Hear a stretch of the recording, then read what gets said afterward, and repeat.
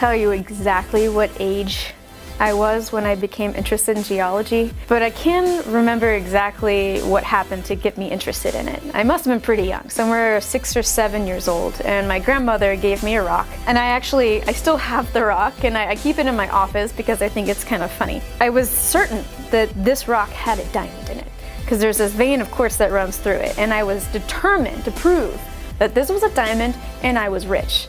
So much that my mom caught me trying to scratch the glass in my window because diamond scratches glass. And because I was determined to figure out how these things were made and all of this at a young age, I actually started a notebook that I found just a few years ago. I kept notes in this book. I have the rock cycle, a very messy rock cycle.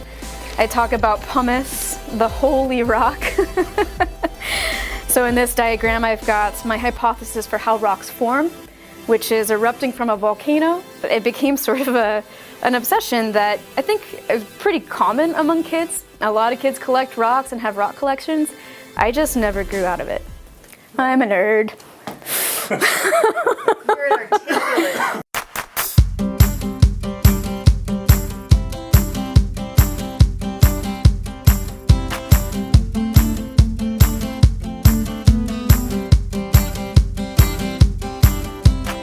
When I left Boise State in 2004, when I finished my master's, my advisor joked that I was going to someday come back and take his job when he retired. And I asked him why he was laughing, because I didn't think that was a joke. That's exactly what my plan was. And now I'm here instead of my former advisor who did retire, and I'm teaching the volcanology class, and I'm the one that's taking students to the field. My favorite part of the job is teaching volcanology and being able to explore these incredible landscapes, incredible volcanoes with my students. And it's really rewarding to see them learning and getting excited about it, and then moving on to more academic positions, graduate school, or even going off into the workforce. A colleague of mine and I, we designed this course that we were going to teach in Chile at Villarrica. And I'd been to the volcano 10 years ago, but I hadn't really spent a lot of time looking at the deposits.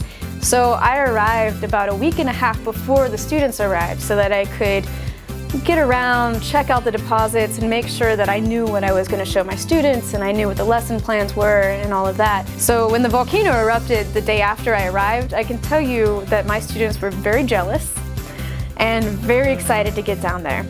We weren't putting them at risk because where we were with the volcano, we were very careful for the deposits that we were looking at, but it was just in the background of looking at these deposits and figuring out what this volcano has done in the past. You had the smoking volcano puffing ash, clearing itself out from this last minor eruption.